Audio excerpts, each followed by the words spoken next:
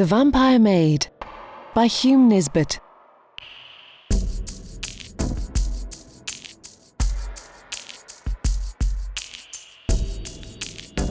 It was the exact kind of abode that I had been looking after for weeks, for I was in that condition of mind when absolute renunciation of society was necessary. I had become diffident of myself and wearied of my kind. A strange unrest was in my blood, a barren dearth in my brains. Familiar objects and faces had grown distasteful to me. I wanted to be alone. This is the mood which comes upon every sensitive and artistic mind when the possessor has been overworked or living too long in one groove. It is nature's hint for him to seek pastures new, the sign that a retreat has become needful. If he does not yield, he breaks down and becomes whimsical and hypochondriacal, as well as hypercritical. It is always a bad sign when a man becomes overcritical and censorious about his own or other people's work, for it means that he is losing the vital portions of work, freshness and enthusiasm. Before I arrived at the dismal stage of criticism, I hastily packed up my knapsack and, taking the train to Westmoreland, I began my tramp in search of solitude, bracing air and romantic surroundings. Many places I came upon during that early summer wandering that appeared to have almost the required conditions, yet some petty drawback prevented me from deciding. Sometimes it was the scenery that I did not take kindly to. At other places I took sudden antipathies to the landlady or landlord and felt I would abhor them before a week was spent under their charge. Other places which might have suited me I could not have, as they did not want a lodger. Fate was driving me to this cottage on the moor, and no one can resist destiny. One day I found myself on a wide and pathless moor near the sea.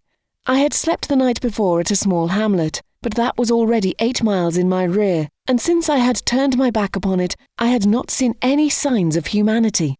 I was alone, with a fair sky above me, a balmy ozone-filled wind blowing over the stony and heather-clad mounds, and nothing to disturb my meditations.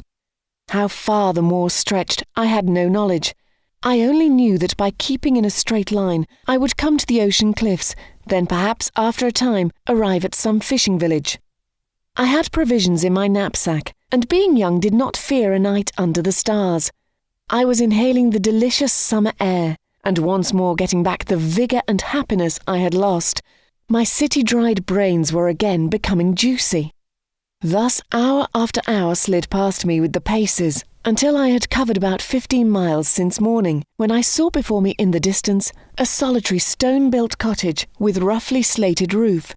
"I'll camp there if possible," I said to myself as I quickened my steps towards it. To one in search of a quiet, free life, nothing could have possibly been more suitable than this cottage. It stood on the edge of lofty cliffs, with its front door facing the moor and the backyard wall overlooking the ocean. The sound of the dancing waves struck upon my ears like a lullaby as I drew near. How they would thunder when the autumn gales came on and the seabirds fled shrieking to the shelter of the sedges. A small garden spread in front, surrounded by a dry stone wall, just high enough for one to lean lazily upon when inclined. This garden was a flame of colour, scarlet predominating, with those other soft shades that cultivated poppies take on in their blooming, for this was all that the garden grew. As I approached, taking notice of this singular assortment of poppies and the orderly cleanness of the windows, the front door opened, and a woman appeared who impressed me at once favourably as she leisurely came along the pathway to the gate and drew it back as if to welcome me. She was of middle age, and when young must have been remarkably good-looking. She was tall and still shapely, with smooth clear skin, regular features, and a calm expression that at once gave me a sensation of rest. To my inquiries, she said that she could give me both a sitting and bedroom, and invited me inside to see them. As I looked at her smooth black hair and cool brown eyes, I felt that I would not be too particular about the accommodation. With such a landlady, I was sure to find what I was after here. The rooms surpassed my expectation, dainty white curtains and bedding with the perfume of lavender about them. A sitting room homely yet cosy, without being crowded. With a sigh of infinite relief, I flung down my knapsack and clinched the bargain. She was a widow with one daughter, whom I did not see the first day, as she was unwell and confined to her own room. but on the next day she was somewhat better, and then we met. The fare was simple, yet it suited me exactly for the time. Delicious milk and butter with homemade scones, fresh eggs and bacon. After a hearty tea, I went early to bed in a condition of perfect content with my quarters. Yet happy and tired out as I was, I had by no means a comfortable night. This I put down to the strange bed. I slept, certainly, but my sleep was filled with dreams, so that I woke late and unrefreshed. A good walk on the moor, however, restored me, and I returned with a fine appetite for breakfast. Certain conditions of mind, with aggravating circumstances, are required before even a young man can fall in love at first sight, as Shakespeare has shown in his Romeo and Juliet. In the city where many fair faces passed me every hour, I had remained like a stoic, yet no sooner did I enter the cottage after that morning walk than I succumbed instantly before the weird charms of my landlady's daughter, Ariadne Brunel. She was somewhat better this morning, and able to meet me at breakfast, for we had our meals together while I was their lodger. Ariadne was not beautiful in the strictly classical sense, her complexion being too lividly white, and her expression too set to be quite pleasant at first sight. Yet, as her mother had informed me, she had been ill for some time, which accounted for that defect. Her features were not regular, her hair and eyes seemed too black with that strangely white skin, and her lips too red for any except the decadent harmonies of an Aubrey Beardsley. Yet my fantastic dreams of the preceding night, with my morning walk, had prepared me to be enthralled by this modern poster-like invalid. The loneliness of the moor, with the singing of the ocean, had gripped my heart with a wistful longing. The incongruity of those flaunting and evanescent poppy flowers, dashing the giddy tints in the face of that sober heath, touched me with a shiver as I approached the cottage, and lastly that weird embodiment of startling contrasts completed my subjugation. She rose from her chair as her mother introduced her, and smiled while she held out her hand. I clasped that soft snowflake, and as I did so a faint thrill tingled over me, and rested on my heart, stopping for the moment its beating. This contact seemed also to have affected her as it did me. A clear flush, like a white flame, lighted up her face, so that it glowed as if an alabaster lamp had been lit. Her black eyes became softer and more humid as our glances crossed, and her scarlet lips grew moist. She was a living woman now, while before she had seemed half a corpse. She permitted her white, slender hand to remain in mine longer than most people do at an introduction, and then she slowly withdrew it, still regarding me with steadfast eyes for a second or two afterwards. Fathomless, velvety eyes these were, yet before they were shifted from mine, they appeared to have absorbed all my willpower and made me her abject slave. They looked like deep dark pools of clear water, yet they filled me with fire and deprived me of strength. I sank into my chair almost as languidly as I had risen from my bed that morning. Yet I made a good breakfast, and although she hardly tasted anything, this strange girl rose much refreshed and with a slight glow of colour on her cheeks, which improved her so greatly that she appeared younger and almost beautiful. I had come here seeking solitude, but since I had seen Ariadne, it seemed as if I had come for her only. She was not very lively. Indeed, thinking back, I cannot recall any spontaneous remark of hers. She answered my questions by monosyllables, and left me to lead in words.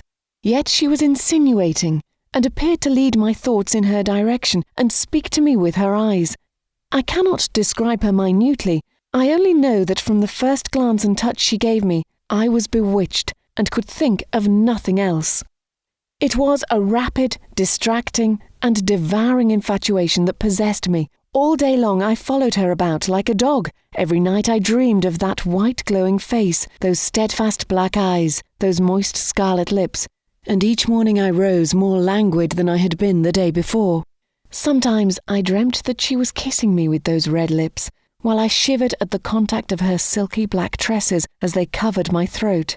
Sometimes that we were floating in the air, her arms about me and her long hair enveloping us both like an inky cloud, while I lay supine and helpless. She went with me after breakfast on the first day to the moor, and before we came back I had spoken my love and received her assent. I held her in my arms and had taken her kisses in answer to mine. nor did I think it strange that all this had happened so quickly. She was mine, or rather I was hers, without a pause. I told her it was fate that had sent me to her, for I had no doubts about my love, and she replied that I had restored her to life. Acting upon Ariadne's advice, and also from a natural shyness, I did not inform her mother how quickly matters had progressed between us, yet although we both acted as circumspectly as possible, I had no doubt Mrs. Brunel could see how engrossed we were in each other. Lovers are not unlike ostriches in their modes of concealment. I was not afraid of asking Mrs. Brunel for her daughter, for she already showed her partiality towards me, and had bestowed upon me some confidences regarding her own position in life, and I therefore knew that, so far as social position was concerned, there could be no real objection to our marriage. They lived in this lonely spot for the sake of their health, and kept no servant because they could not get any to take service so far away from other humanity. My coming had been opportune and welcome to both mother and daughter. For the sake of decorum, however, I resolved to delay my confession for a week or two, and trust to some favourable opportunity of doing it discreetly. Meantime, Ariadne and I passed our time in a thoroughly idle and lotus-eating style. Each night I retired to bed meditating starting work next day. Each morning I rose languid from those disturbing dreams, with no thought for anything outside my love. She grew stronger every day, while I appeared to be taking her place as the invalid. Yet I was more frantically in love than ever, and only happy when with her. She was my lone star, my only joy, my life. We did not go great distances, for I liked best to lie on the dry heath and watch her glowing face and intense eyes while I listened to the surging of the distant waves. It was love made me lazy, I thought, for unless a man has all he longs for beside him, he is apt to copy the domestic cat and bask in the sunshine. I had been enchanted quickly. My disenchantment came as rapidly, although it was long before the poison left my blood. One night, about a couple of weeks after my coming to the cottage, I had returned after a delicious moonlight walk with Ariadne. The night was warm, and the moon at the full, therefore I left my bedroom window open to let in what little air there was. I was more than usually fagged out, so that I had only strength enough to remove my boots and coat before I flung myself wearily on the coverlet and fell almost instantly asleep without tasting the nightcap draught that was constantly placed on the table and which I had always drained thirstily. I had a ghastly dream this night. I thought I saw a monster bat, with the face and tresses of Ariadne, fly into the open window and fasten its white teeth and scarlet lips on my arm. I tried to beat the horror away, but could not, for I seemed chained down, and thralled also with drowsy delight as the beast sucked my blood with a gruesome rapture. I looked out dreamily, and saw a line of dead bodies of young men lying on the floor, each with a red mark on their arms, on the same part where the vampire was then sucking me, and I remembered having seen and wondered at such a mark on my own arm for the past fortnight. In a flash I understood the reason for my strange weakness, and at the same moment a sudden prick of pain roused me from my dreamy pleasure. The vampire, in her eagerness, had bitten a little too deeply that night, unaware that I had not tasted the drugged draught. As I woke, I saw her fully revealed by the midnight moon, with her black tresses flowing loosely, and with her red lips glued to my arm. With a shriek of horror, I dashed her backwards, getting one last glimpse of her savage eyes, glowing white face and blood-stained red lips. Then I rushed out into the night, moved on by my fear and hatred. Nor did I pause in my mad flight until I had left miles between me and that accursed cottage on the moor.